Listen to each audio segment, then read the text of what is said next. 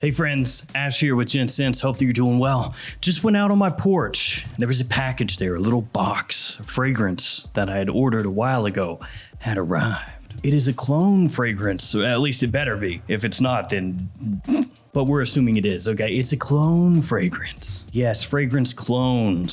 Some people hate them, some people love them, but they're never going away. It's like Jurassic Park. Life finds a way. Today, I believe I have a clone of a fragrance that does not get cloned all that often, which is kind of surprising because it is a big hypebeast fragrance, or maybe a former hypebeast, but still a hypebeast. The fragrance I'm talking about is Amouage Reflection Man. I think it was actually Jeremy Fragrance who really reignited the hype behind this one, but it's one of Amouage's best warm weather fragrances. Not that they have a ton of them, to be fair, but still, it's a really solid scent. Great smelling stuff, and when I pulled it back out and gave it a smell, the nostalgia punched me right in the Adam's apple. Mine is aged like a fine wine and has a little coloration to it. Enough jibber jabber. Let's go ahead and open up this clone. Let's see, is it any good? I hope so, but I don't know.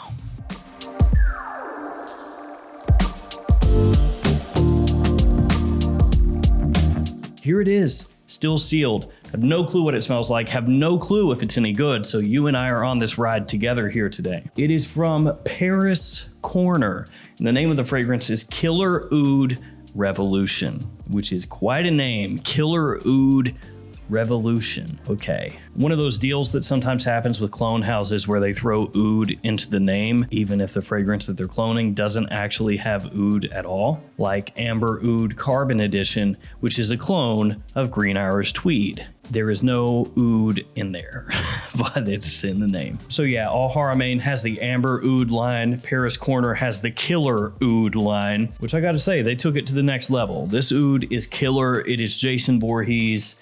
If you don't like it, good luck. Let's crack it open, shall we? Let's get to getting. And in case you're wondering where I acquired this Killer Oud Revolution from, it was FragranceBuy.ca. They end up having more clone fragrances available there than pretty much any other discounter. Not that they specialize in clone fragrances, they just have a lot of them. But I have them linked in the description along with this one and the original Reflection Man in case you want to check them out. All right, here is the box. Let's take a look at this before we open it up and reveal the beauty that's within. Not the exact same design as the Amouage Reflection Man box design, but you can tell immediately what this is. So on the front, you have the name of the house, the name of the fragrance at the bottom, size and concentration, Eau de Parfum 100 ml size, Paris Corner up at the top. On the back, you have a sticker to prove the authenticity of the fragrance, because everybody knows that really cheap clone fragrances get knocked off like crazy. Oh wait, no they don't. You also have the ingredients on the back there, and on the bottom, you'll find your batch code. My batch code is 80372. All right, let's see. So the bottle looks like the much less attractive brother of Reflection Man. Essentially, you take the silver sides of Reflection Man and make that the entirety of the bottle and just overall make it look cheaper. On the front, you have the name of the fragrance, name of the house. You can see through really easily to see how much is in there. On the back, you have the house, once again, Paris Corner. On the bottom, a sticker. And then it's this weird, interesting mix mash up at the top. It looks like Suspiro and Xerjoff came together to be part of an Amouage Reflection clone. So you have that interesting cap and then this cheap tassel. And then they went the extra mile by putting Paris Corner on top of the atomizer. Nice. Now all this is fine and dandy, kind of like an Elephant Man version of Amouage Reflection Man. It wants you to know that beauty is on the inside, not the outside. Let's go ahead and give it a spray. Let's see how it smells. Hopefully, it's gonna be close to Reflection Man and be worth picking up. And in case you're wondering how much this absolute beauty of a bottle is gonna run you, about $31 US, but you do get a tassel. All right, let's spray it on. And also a couple sprays of the original. Just hopping back and forth here, smelling both of them. So yeah, the white florals definitely come out more in Reflection Man. Right away, you can pick those up more easily. They do obviously smell higher quality as well, not really a surprise. Killer Oud Revolution coming through a little bit greener, actually, ever so slightly. You get more of a kind of rosemary petitgrain coming through in the opening with a lesser emphasis on the jasmine and the neroli. Also, I would say in Reflection Man, there's a tinge more sweetness to it, just a little bit more kind of a floral sweetness underlying everything, the ylang-ylang, I would guess, coming through. Whereas Killer Oud Revolution is actually coming through a little bit more fresh, spicy, a little more aromatic, less emphasis, as I said, on the floral notes. Does Killer Oud Revolution smell like Reflection?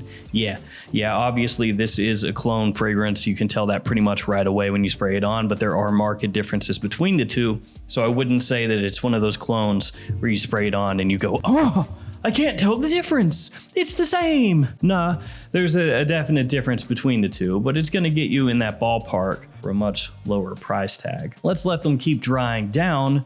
Let's see how this goes. So as they dry down, Killer Oud Revolution still does not have the level of quality that you're gonna find in Reflection. And I know that's not a surprise, but with some of these clone fragrances, they get really close and they can kind of trick you, especially in the air.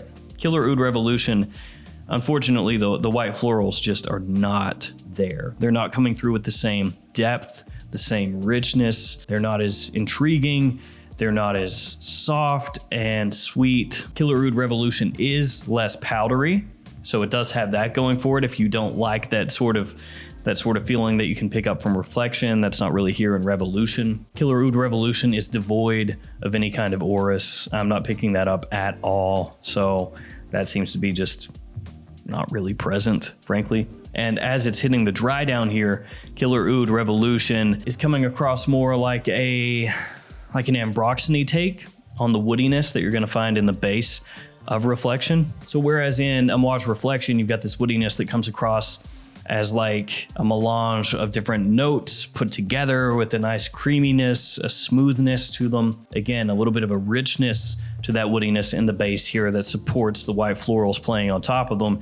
Instead, Killer Oud Revolution comes across like ambroxan with sort of a faint semi-floral cedar feeling, something like that. Now, it's not all a loss. Killer Oud Revolution doesn't actually smell bad, really. It just doesn't stand up to Amouage Reflection. And when you have a fragrance that's trying to directly emulate another one, you want to get it as close as you can get.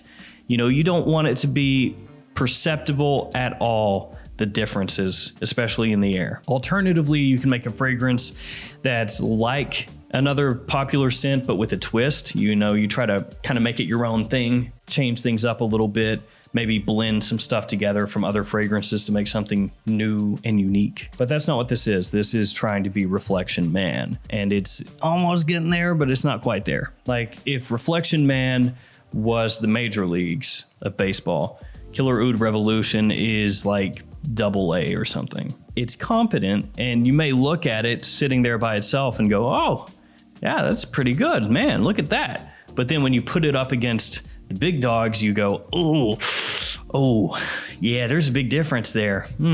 I do think, though, that Killer Oud Revolution would have its own little niche of people that like it more than Reflection Man, because Reflection Man does have a much bigger emphasis on those white florals, or just floral notes in general. And the woodiness is a little bit heavier here. It's got kind of a creamy sweetness, a little bit of a heaviness to it for a warm weather scent. Whereas Killer Oud Revolution keeps things on the fresher side of things, more aromatic, a little bit more spicy.